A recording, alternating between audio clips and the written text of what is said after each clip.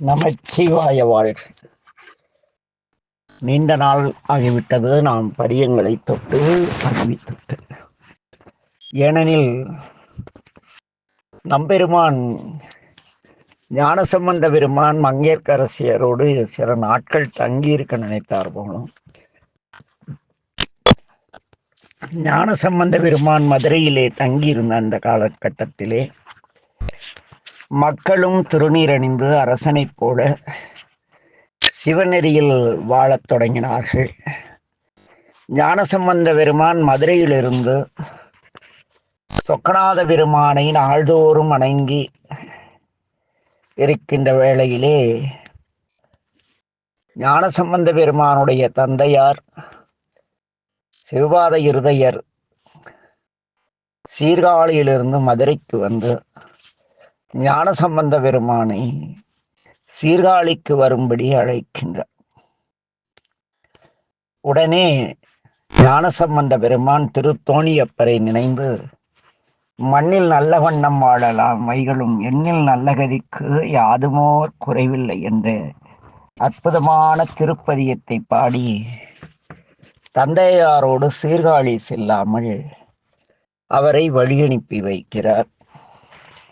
அதன் பிறகு நின்ற சீர் நெடுமாறரும் மங்கையர்க்கரசியாரும் குலச்சிறையாரும் ஞானசம்பந்தருடன் சென்று ராமேஸ்வரம் உள்ளிட்ட ராமேஸ்வரம், திருச்சுழியல், காளையார் கோயில் இப்படி வழிநடுக உள்ள பாண்டி நாட்டு பழம்பதிகளை வணங்கி அங்கெல்லாம் ஞானசம்பந்த பெருமான் பதிகம் பாடி பிறகு குலச்சிறையாரின் பிறந்த ஊரான மணர்மேற்குடி சென்று இறைவனை வழிபட்டு அதன் பிறகு மங்கையர்க்கரசியாரையும் நின்ற சீர் நெடுமாறனையும் குலச்சிறையாரையும் நோக்கி இனி தாங்கள் பாண்டி நாடு சென்று சைவம் வளர்த்து அறநெறி ஆட்சி செய்க என்று கூறி அனுப்புகிறார்.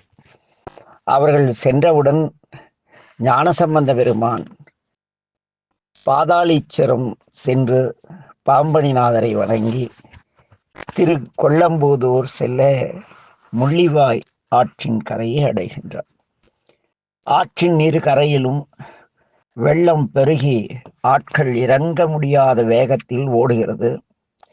அதனால் அந்த ஆற்றை கடக்க ஓடம் விடுபவர்கள் தங்கள் ஓடத்தை ஒரு ஓரத்திலே பாதுகாப்பாக கட்டிவிட்டு சென்றிருந்தார்கள். ஓடக்காரர்கள் கிடைக்கவில்லை. ஞானசம்பந்த பெருமான் இறைவனை வணங்கி அந்த ஓடத்தை ஆற்றில் இறக்கி அடியவர்களை அந்த ஓடத்திலே உடன் வந்த அடியவர்களை ஏற்றிக்கொண்டு கொட்டம் எனத் தொடங்கும் திருப்பதியத்தை பாடுகிறார். பாடியவுடன் அந்த ஓடம் தானாக நகர்ந்து அந்த கடும் வெள்ளப்பெருக்கிலும் ஆற்றின் மறுகரையை அடைகிறது. அங்கே கோயிலில் உள்ளவர்கள் ஞானசம்பந்த பெருமானை வழிபட்டு அழைத்து செல்கிறார்கள். திருக்கோயிலின் முன்பு மகிழ்ச்சியுடன் சேர்ந்து பெருமானை தானுவே தலைவா என்ற அற்புதமான திருப்பதிகம் பாடி மகிழ்கின்றார். அங்கிருந்து புறப்பட்டு திருநள்ளாறு சென்று நம்முடைய தர்பாரண்யேஸ்வரை வணங்கி திருத்தெழிச்சேரி சென்று பெருமானை வழிபாடு செய்கிறார். ஞானசம்பந்த பெருமான் தன் அடியாருடைய திருக்கூட்டத்தோடு போதிமங்கை என்ற ஊரை கடக்கின்றார். அந்த ஊர் முழுக்க புத்தர்கள் வாழும் ஊர். அப்பொழுது நம்முடைய அடியார்கள் ஞானசம்பந்தருடன் சென்றவர்கள் வெற்றி சின்னங்களாகிய சங்கம் முதலியவற்றை ஓதி பரசமய கோளரி வருகிறார், பரசமய கோளரி வருகிறார் என்று ஓசை ஏற்படுத்துகிறார்கள். இந்த முழக்கத்தை கேட்டு பொறுக்க முடியாத புத்தர்களில் புத்தநந்தி என்பவர் வழிமறித்து,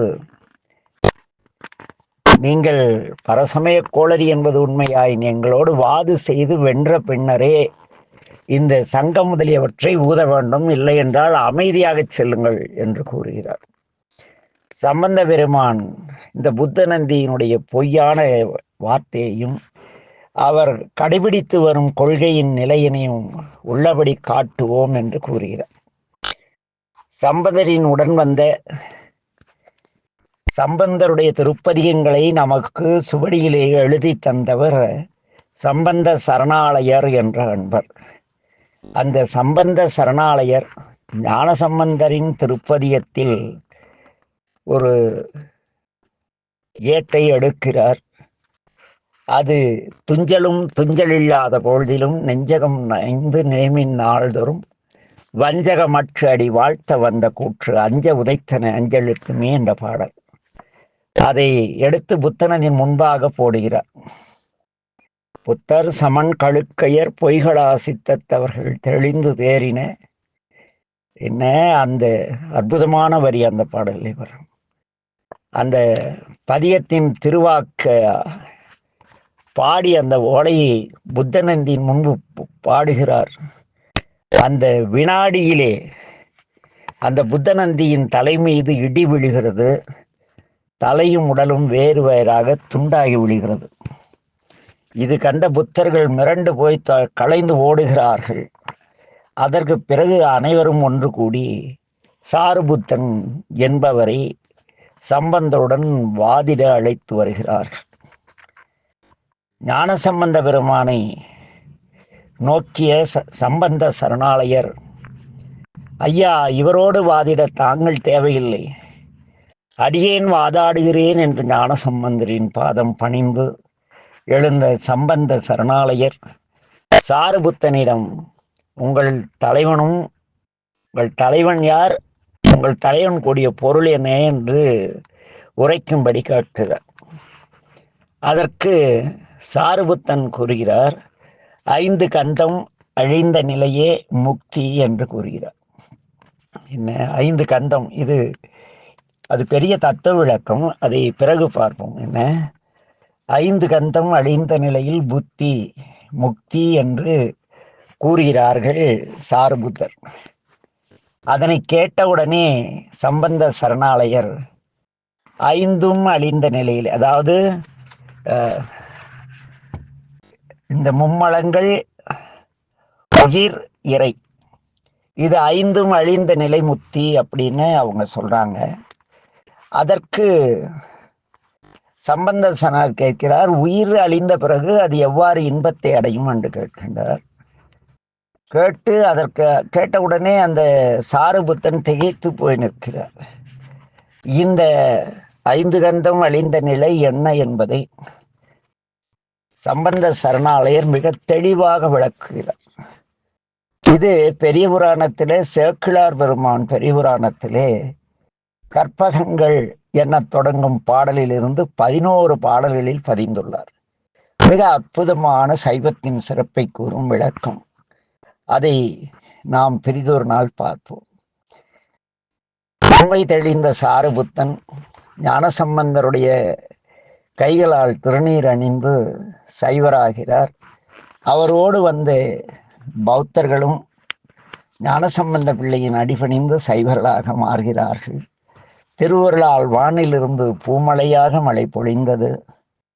உயிர்க்கு 5 செய்வித்து வீடு பேறு நல்குவன் சிவமே என்ற சிறந்த கொள்கையுடையது சைவம் என்ற உண்மையை அவர்கள் உணர்ந்தனர். அதன் பிறகு சம்பந்த பெருமான் பலரும் புடைசூட, பலரும் பின் தொடர்ந்து வர திருக்கடையூர் சென்று காலகண்டரையும்,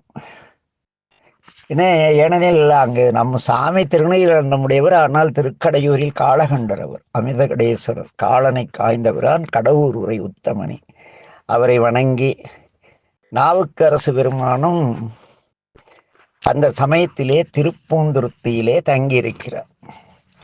திருக்கடையூர் வந்த இடத்திலே நாவுக்கரசர் திருப்பூந்துருத்தியிலே இருக்கின்றார் என்ற செய்தி ஞானசம்பந்த பெருமானுக்கு கிடைக்கிறது. உடனே அவர் அப்பரடிகளை காணும் விருப்புடன் அந்த திருப்பூந்துருத்தி எல்லையை அடைகிறார். அடைந்த பொழுது திருநாவுக்கரசரில் என்ன செய்கிறார், யாரும் அறியாத வகையிலே அன்புடன் அமைதியாக வந்து ஞானசம்பந்த பெருமான் பல்லக்கு சுமப்பரிடம் வேண்டி, ஐயா சற்று ஓய்வெடுங்கள், யான் சுமக்கிறேன் என்று ஞானசம்பந்தரை சுமந்து வருகிறார். திருப்பூந்துருத்தியை அடைந்தவுடன் நம்முடைய ஞானசம்பந்த பிள்ளை அப்பர் இங்கு இப்பொழுது எங்கிருக்கிறார், அவரை யான் பார்க்க வேண்டுமே என்று ஒரு அடியவரிடம் கேட்கிறார். அப்படி கேட்டவுடனே பல்லக்கை சுமந்து கொண்டிருந்த அப்பரடிகள், ஒப்பரிய தவம் செய்தவன் யான், அதலால் உம்முடைய இந்த பல்லக்கினை சுமந்து வரும் தாங்கி வர பெயர் பெற்று உய்ந்தேன் என்று கூறுகிறார். என்ன இவ்வளோ ஒரு பெரிய அந்த பக்குவ நிலையில் அவர்கள் இருவரும் இல்லையா? உடனே ஞானசம்பந்தர் பல்லக்கிலிருந்து குதித்து அப்பரடிகளை வணங்கி, அப்பரே யாது செய்தீர் என்கிறார்கள். பிள்ளையை சுமப்பது தந்தையின் கடன் என்று சமாதானப்படுத்தி இருவரும் திருப்பூந்துருத்தியில் உள்ள சடையார் கோயில் சென்று வணங்குகிறார்கள். இருவரும் பதிகம் பாடுகின்றார்கள். அப்பொழுது நம்முடைய அப்பரடிகள் மதுரையில் நடந்த சிறப்பினை பற்றி, மதுரையில் நடந்த செய்திகளை கேட்கிறார். அதற்கு சம்பந்த பெருமான் திருநீற்றின் பெருமையினை வெளிப்படுத்திய வரலாற்றினை நாவுக்கரசடிகளுக்கு கூறுகிறார். இதை கேட்டவுடனே நம்முடைய நாவுக்கரசடிகளுக்கு நாமும் தென்னாட்டு இந்த பாண்டி நாட்டு திருத்தலங்களை தரிசிக்க வேண்டும் என்ற ஆவல் ஏற்படுகிறது.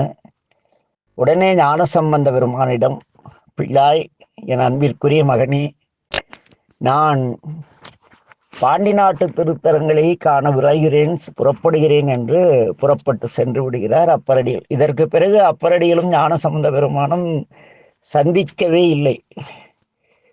இதுதான் கடைசி சந்திப்பு அப்பரடிகளுக்கும் ஞானசம்பந்த பிள்ளைக்கும். அதற்கு பிறகு நம்முடைய சம்பந்த பெருமான் சீர்காழி தோணியப்பரை காண ஆவலுற்று திருப்பூந்துருத்தியிலிருந்து புறப்பட்டு திரு ஐயாறு திருப்பழனம் வணங்கி தாம் தோன்றிய பதியான சீர்காழியை அடைகிறார். இங்கு ஒரு முக்கியமான செய்தியை குறிப்பிட்டே ஆக வேண்டும்.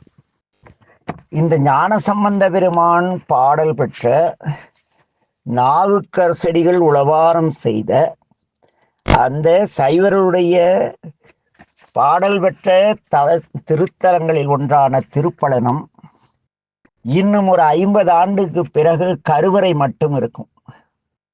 அந்த அளவுக்கு அந்த ஆலயம் இன்று சிதிலமடைந்துள்ளது. நிறைய மடாதிபதிகள் சைவத்தின் பெயரால் 30 லட்சம் ரூபாய் 50 லட்சம் ரூபாய் கார்ல போறாங்க, அந்த திருப்பழனம் வழியாவே போறாங்க. நிறைய இந்த திருப்பணி செம்மல்கள், அரண்பணி அறக்கட்டளைக்காரங்க, சிவன் பணி அறக்கட்டளைக்காரங்க, கையிலை காட்சி காண போறவங்க, இத்தனை பேரும் அந்த திருப்பழனம் வழியாக தான் பயணிக்கிறார்கள். அந்த திருப்பழனம் சென்று அந்த ஆலயத்தை பார்த்து இப்படி அழிந்து வருகிறதே என்ற கவலையோடு அந்த ஞானசம்பந்த பெருமானும் நாவுக்கரசரும் கால்பட்டு அமர்ந்து பாடிய அந்த கோயிலை காப்பாற்றக்கூடிய தகுதி இந்த தருமபுரம் முதற்கொண்டு, ஏன்னா திருவையார் பக்கத்துல இருக்கு. திருப்பழனம் வரணும்னா நம்ம சாமிமலை போகணும்னா எதுக்கும் அந்த வழியா தான் வந்தாகணும். இந்த ஆதீனங்கள் அவருடைய கோயிலை ஒழுங்கா பராமரிக்கிறதில்லை. திருநின்றவூர் ஏதோ இப்போ மாசிலாமணி தேசியர் வந்த பிறகு அந்த கோயில் தப்பிச்சிச்சு. பழையால இருந்தால் அந்த கோயிலை அழிவிட்டுருப்பார். திகக்காரங்களும் சன்னிதானம் ஆகுறாங்க, திமுக காரன் சன்னிதானம் ஆகுறாங்க. என்ன விலங்கும் சைவம் இல்லையா? சைவ பரசமய கோளறிக்கை காத்த இந்த சமயத்தை புறச்சமயத்தாரை ஆசிகுறி வெற்றி பெற செய்யும் முட்டாள்கள் ஆதீனங்களாக இருக்கிறார்கள். என்ன ஒரு கொடுமை! எவன் வந்தாலும் ஆசீர்வாதம் வாங்கினா சைவத்தை அழிக்க வரனுக்கு ஆசைகுறினா இவங்க என்ன சன்னிதானங்க? ஆக இங்கே இந்த திருப்பழனம் அந்த ஆலயம் திருப்பணியும் கூடிய விரைவில் செய்தால் நலமாக இருக்கும். அதற்காக இந்த குழுவில் உள்ள இந்த பதிவை கேட்கிற அனைவரும் அவரவர்கள் ஊரில் உள்ள இறைவனிடத்து வேண்டுங்கள். இந்த அரண்பணி கட்டளை என்று ஒன்றை வச்சுக்கிட்டு ஒருத்தர் பெரிய அளவு பெயரை மாற்றி அந்த பெரும் பெருமான் ஒருத்தர் இருக்கார். அவர் அடியேனுடன் திருப்பழனம் வந்தார். அந்த ஆலயத்தின் இளைஞர் நேரில் கண்டவர். மதுரையிலிருந்து நாங்கள் தல யாத்திரையா போய் திருவையாறு போய் அடுத்த நாள் காலையில் உழவார பணி செஞ்சு வயிறு ஒட்டி போய் பசியோடு கிடந்தப்ப அந்த பவானியை சேர்ந்த தேவராஜன் என்ற பையனுக்கு அந்த பழனநாதர் உணவளித்தார். என்ன அந்த நன்றி கொஞ்சமாவது அந்த தேவராஜனுக்கு இருக்குமானால் இவன் போய் உத்தரகோசம் அங்கே இது மாதிரி புகழ்பெற்ற ஆலயங்களை காப்பாற்றட்டும், அதை பற்றி எனக்கு எந்த குறைபாடும் கிடையாது. அந்த பையன் சைவத்தின் வரலாற்று சுவடுகளான கரையேற்றிய குப்பம், அப்பர்மேடு இதெல்லாம் திருப்பணி செய்கிறான். அது நல்லது கெட்டது நடக்கு. பணம் வந்தால் தேனளிக்கிறோம், புறங்கையை நக்கிறதெல்லாம் சகஜமான செய்தி தான். ஆனால் இந்த திருப்பணியை அவன் எடுத்து செய்வானானால் அந்த பவானி தேவராஜன், அது அவன் தேவராஜன் இருக்கிறானா இல்லை என்பது எனக்கு தெரியாது. ஏனெனில் அப்படி ஒரு பெயருடையவரை நான் பவானியில் கண்டு பலகாலம் ஆகிவிட்டது. உடையவர் என்று நீ அங்கே எக்கடை கட்டி எங்க வேணாலும் போ, என் கோயிலுக்குள்ள முன்னால நின்றாதேங்கிற அளவுக்கு உடையவரால் தண்டிக்கப்பட்டவர் அவர். என்ன ஒரு அற்புதமான இலவச பாடசாலை நடத்தி அங்கிருந்த குழந்தைகளுக்கு அவன் செய்த சேவைக்காக அந்த திருக்கூட்டத்தை மேட்டூரிலிருந்து ஒரு உருவாக்கினார். கடைசியில அந்த டியூஷன்ல படித்த ஒரு பிள்ளைய கூட்டிட்டு அவர் ஓடி போயிட்டார். அந்த டியூஷன் அழிந்தது, அந்த அர்த்தஜாம பணியே நின்று போயிருக்கும். அது எவ்வாறு மறுபடியும் உயிர் பெற்று இன்று அது எதேதோ அந்த பையன் ஓடின அவனை அங்கிருந்து அவன் ஓடிய பிறகு அவனை நான் இடையில் 2-3 தடவை எங்கள் ஊர் மேட்டூர் பக்கம் ரோட்டில் சந்திச்சிருக்கேன், ஒரு அடியார் வீட்டில் சந்திச்சிருக்கேன். அதற்கு பிறகு அந்த தேவராஜன் என்பவனை காணவில்லை. செத்து போயிட்டானா என்னவோ தெரியல. ஏன்னா இருந்தால் அந்த பேர் விளங்கியிருக்குப்ப. இப்போ நம்ம ஐயா சொக்கர் இருக்காருன்னா சொக்கர் எல்லாருக்கும் தெரிஞ்சு பேசுறாரு, அந்த பேர்ல பேசுறாரு. நம்ம கோவிந்த சேமையா இருக்காருன்னா திருநள்ளாறுல அந்த பேர்ல இருக்காரு. புரியுதா? இவன் இருக்கானா என்னவோ தெரியல, செத்து போயிட்டானான்னு. அந்த பவானி தேவராஜன் என் அன்பிற்குரிய தம்பி, அவன் ஒழுக்கமானவன், நல்ல பையன். தான் கல்வி பயில இயலவில்லை என்பதற்காக தான் கற்ற கல்வியை இந்த ஆலய ஊழியருடைய குழந்தைகளுக்கு சொல்லி கொடுத்தவன். அடியே நாள் நமச்சிவாய வாழ்க என்ற மந்திரத்தை கூற வைத்து இவர்கள் ஏற்றுக்கொள்கிறார்கள் இல்லை, இறைவன் பதிவிட்டிருக்கிறார். பவானி சிவனையார் திருக்கூட்டத்தை மேட்டூரிலிருந்து இன்ன பெயருடையவர் தொடங்கி வைத்தார்னு வாழும் அடியார்கள் புத்தகத்தில் இருக்கு. இவரை பற்றிய வேறு செய்திகள் தெரியவில்லைன்னு எழுதியிருக்காங்க. அதை கூட அவங்க சொல்லல அந்த புத்தக எழுத்தாளர்கிட்ட.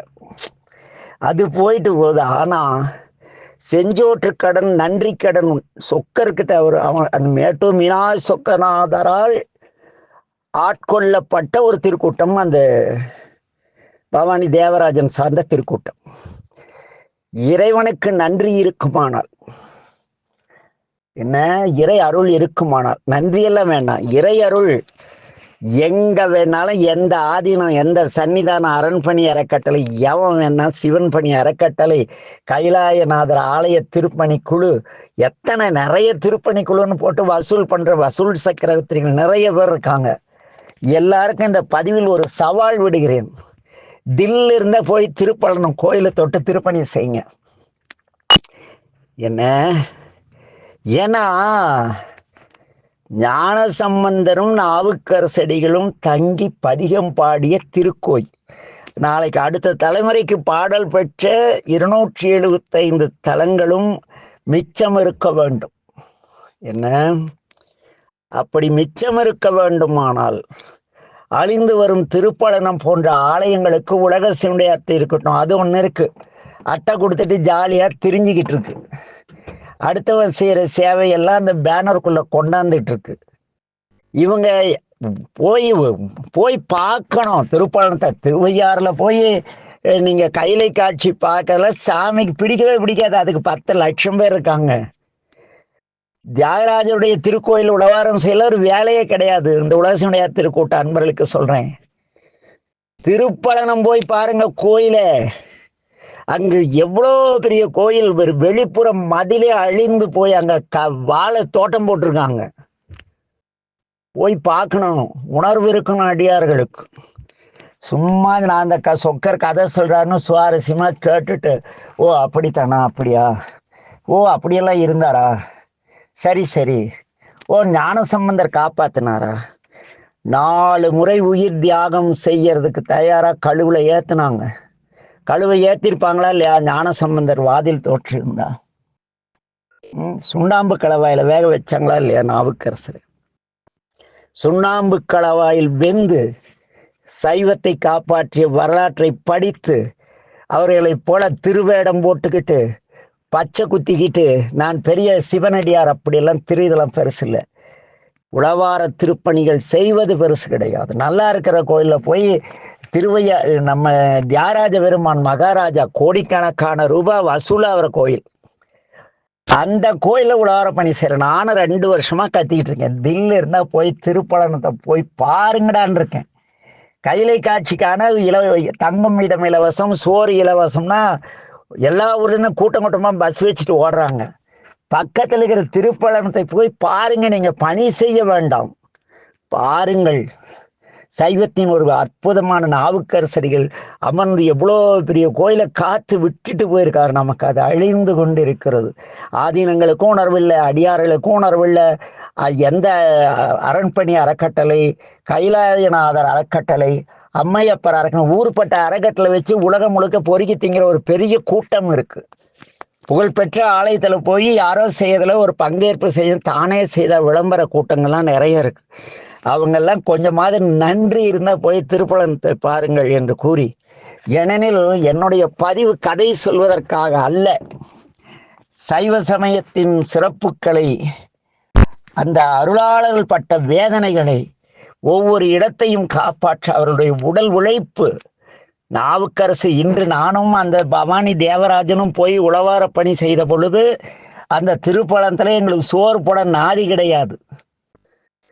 சாமி போட்டார். நான் ஏன் செய்யக்கூடாது என்றால், நான் செய்து கொண்டிருக்கிறேனா இல்லை என்பது அது அந்த பழனநாதருக்கும் எனக்கும் உள்ள ரகசியம். ஆனால் அவ்வளவு பெரிய திருப்பணியை எடுத்து செய்ய இறையருள் எனக்கு, நானும் முயற்சி செய்து கொண்டே இருக்கிறேன். அவர் யாருக்காக காத்திருக்கிறார் என்று தெரியவில்லை. ஆக என் அன்பின் உறவுகளே, கைலை காட்சிக்கான அப்பரடிகள் கண்ட கைலை காட்சிக்கான திருவையாறு செல்லும் அன்பர்கள் அன்பு கூர்ந்து அந்த திருப்பலனம் சென்று பாருங்கள். அந்த சாமி டே பாரா நான் எப்படி இருக்கேன்னு, அந்த அவ்வளோ பெரிய கோயில் அரச மரம் முளைச்சி அழிகிற நிலையில இருக்கு. முயற்சிப்போமா, தரிசிக்கவாவது. திருப்பணி செய்றீங்கள போய் பாருங்க. நமச்சிவாய வாழ்க. எல்லா உயிர்களும் இன்புற்று வாழ்க. திருச்சிற்றம்பலம்.